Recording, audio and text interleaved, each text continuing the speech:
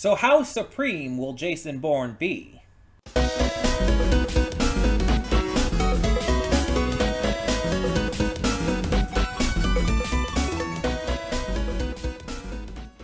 Hey everyone, welcome to Princess of Gay. I'm your host Connie, and today we are here with my blind reaction to the Bourne Supremacy, the second video in our end of the month movie week for July. And you may be wondering, wait, weren't you wearing this Hunter x Hunter shirt yesterday? Well, no, I was wearing it today because I'm recording this on Monday. You're seeing this on Tuesday, but I'm recording this on Monday because I'm actually going somewhere Tuesday, and I'm not going to be able to record as much. And so it's like if I'm going to record series stuff, I won't be able to do the movie as well. So I'm recording it a day in advance. Simple as that. But I'm not recording this directly after I recorded the first one. I took some time and recorded the Monday series reactions in between. So I started with Bourne, did One Piece and Turkey, and then went into Bourne Supremacy.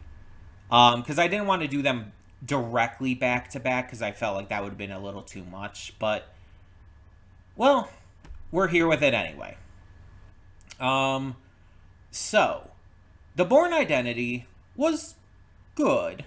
Wasn't anything special. It had some issues here and there. My biggest issue with the Bourne identity was probably some of the acting was a little off. It wasn't like terrible or anything. It just felt like a bit weird in terms of the delivery and all. And some of the dialogue was also really weird. There were certain bits of dialogue that felt just not well written. Almost like it was a first draft. But there was a lot of good to the movie too. I liked the choreography, I liked the action scenes, and there were also some just really good moments and sequences in the movie, such as when they went to Eamon, I think that was his name, Eamon's house. That entire sequence was pretty great. Minus the assassin part of that. Because, man, that guy could not act. At least not when he was, talking.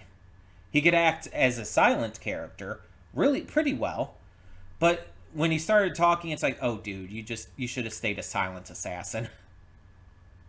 Also, Walton Goggins was in there, just in a very, very minor role. But Jason Bourne got his identity back. He remembered everything about who he was, but decided to leave behind his old life as a Black Ops agent and instead live with Marie. Just kind of completely go off the grid, do his own thing. And that begs the question, where do we go from here? Because it felt like it was a pretty self-contained story. What do we do? How do we bring him back into the fold? I don't know. I mean, I know that these are based off of books now because the first movie said that. I guess there's maybe books like for multiple and that's why we're getting a sequel, but I just don't know how he's going to be brought back into things. Because the CIA is done with him. The specific guy who was hunting him down, his former boss, is dead. And the other guy who kind of took charge is like moving on with other shit. He doesn't care anymore. So who do we have to go after him? Unless it's going to be like someone else from the agency that we just didn't know from the first movie. Or maybe he gets involved in some other way with something else going down. I don't know. But like with the first movie, I'm going into this pretty much as blind as possible. Like I said last time, I only know like the very base concept of this series. I've never known what the exact plots were about. Like, I didn't even know he had amnesia. That was something I didn't know until we watched the first movie. So I didn't know what I was getting into at all. And that continues on with the rest of these. I don't know what to expect from this movie.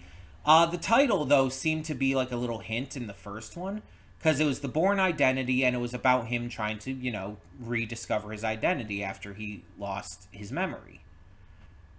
So this one is the Bourne Supremacy. I guess maybe it's just going to show off like even more how good of a agent he is, how good of a action hero and stuff. That's all I get from that. Cuz like narratively, what am I supposed to think? He's going to be a god or whatever? Cuz that's what I would think with Supremacy, or something like some kind of supremacist. Those are the kinds of things I would think of with a title like that if we're going like literal in terms of a narrative purpose for the title. But it's like, I doubt that's it for multiple reasons. So, I don't know. I don't know. But I'm curious to see if there ends up being any more actors in this series that I know. We had a couple last time. Only a couple, mind you, but still. Um, and I'm just curious to see how this series continues to evolve and change and, warrant more. Or if it is just getting more sequels because it was popular and made enough money too. Because sometimes movies get sequels just for that reason. Sometimes movies and shows get sequels just because they make a shit ton of money, even if having a sequel doesn't make any sense. It happens, unfortunately, too often when some movies should just remain standalone. But when you have movies also based off of a book series, it's like if there's multiple in the series, then at least there's precedence for it, I guess. But we'll see how that ends up going. So let's get into this and hope for the best with the Bourne Supremacy. Hold up just a sec. Before you click that link down in the description below to get to today's video, I want to remind you of all the awesome content we have both on this channel and the Princess of Gaming channel. Let's check it out.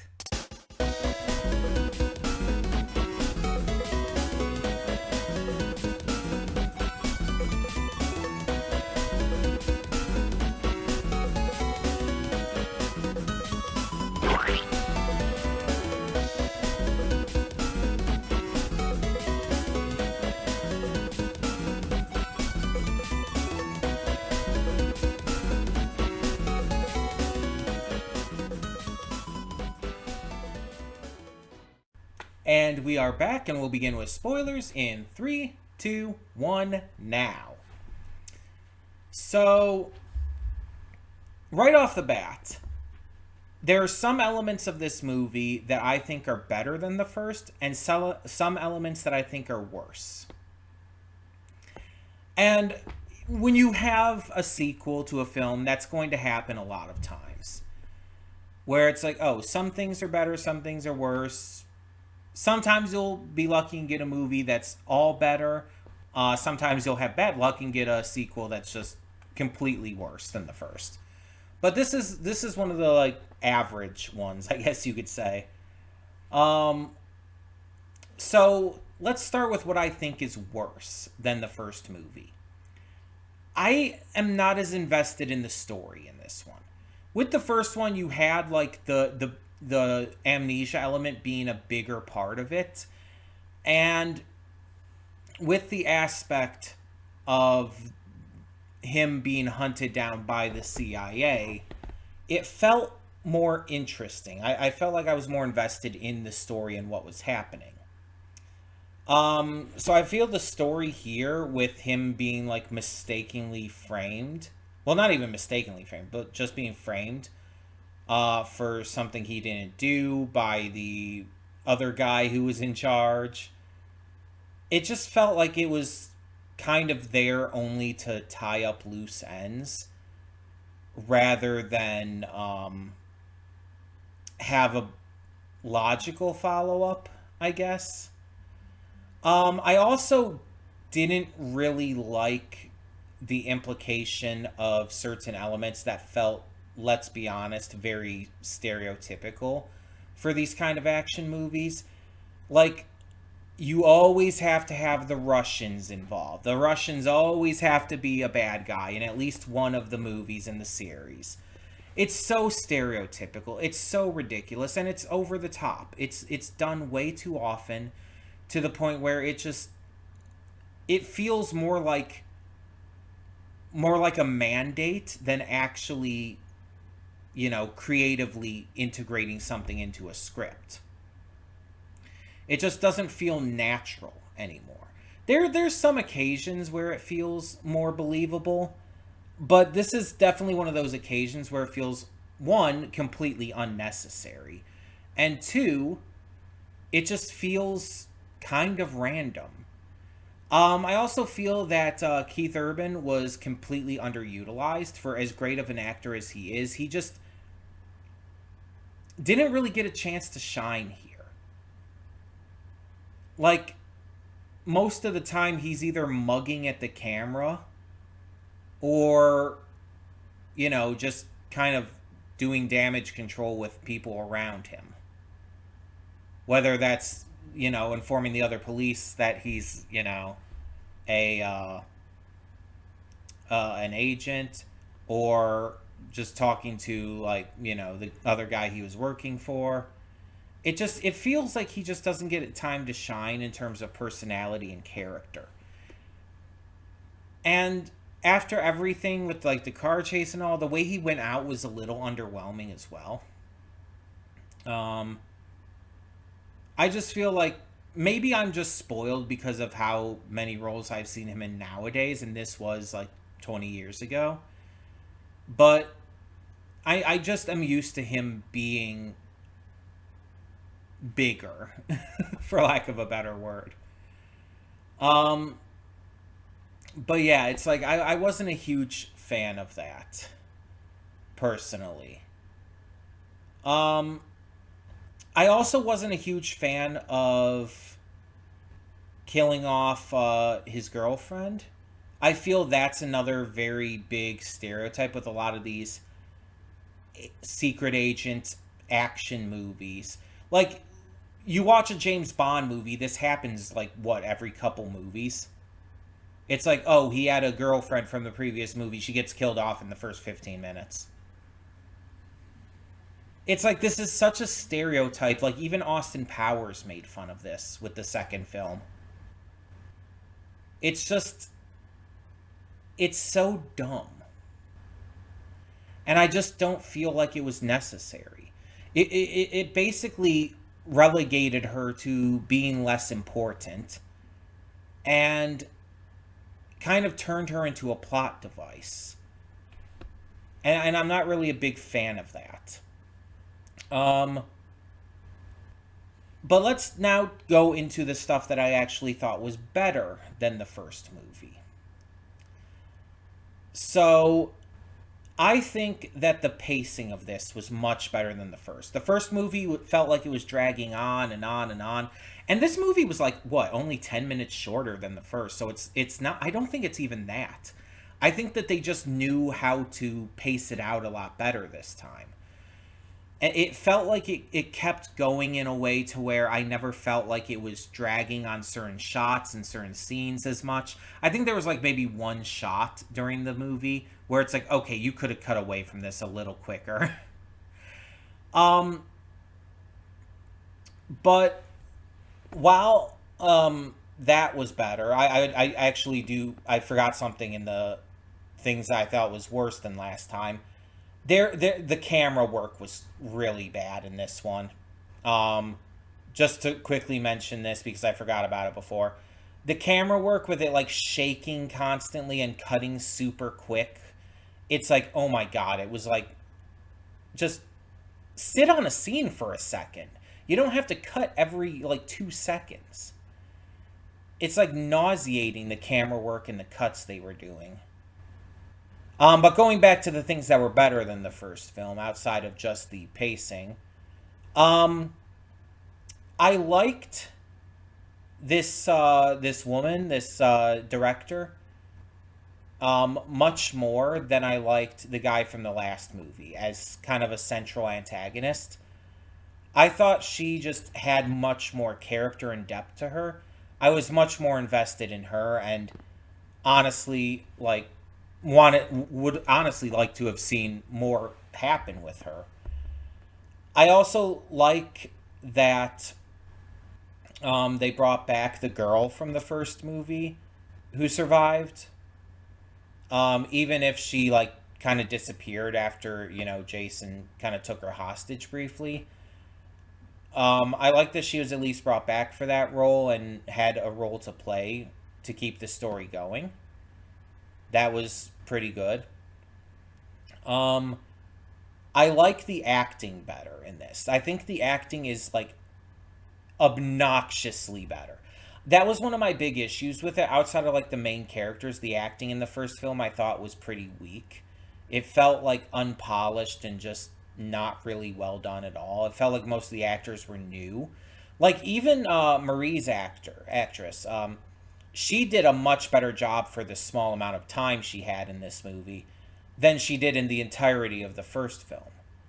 She definitely has either between these movies she took some acting classes, or she just learned from the first movie, or maybe she starred in another movie or two between. I know these movies came out 2 years apart, but still, it's like it just feels like she improved in those couple years. And I have to give her credit for that. I think that she did a much better job here. Though she kind of lost her accent. Like, I don't know if that was intentional, but, like, she had a notable accent in the first film because she's, German. She pretty much did not have an accent in this one. I noticed that. I'm like, what the hell? That's one of the reasons I wasn't sure it was her at first. Also, the fact that she looked a little different. I think the hair did that.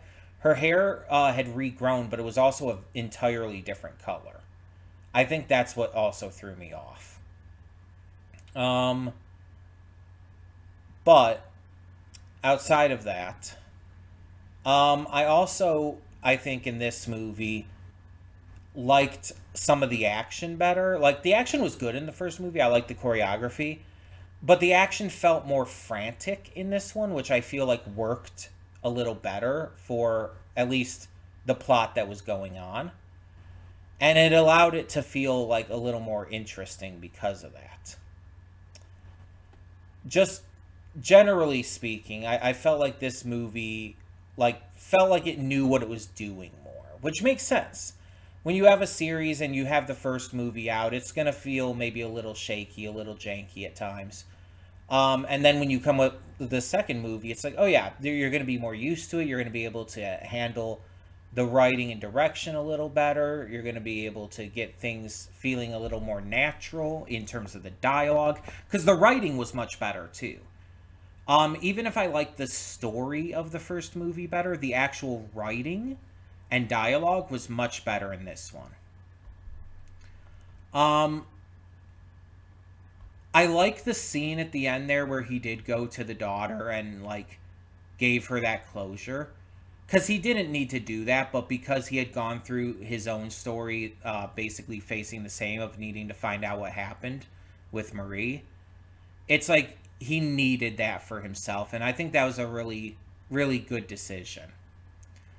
Uh, yeah, I think this movie is pretty on point with the first one overall. It has some things that are better, some things that are worse, but I think just generally speaking, it's pretty much on the same level.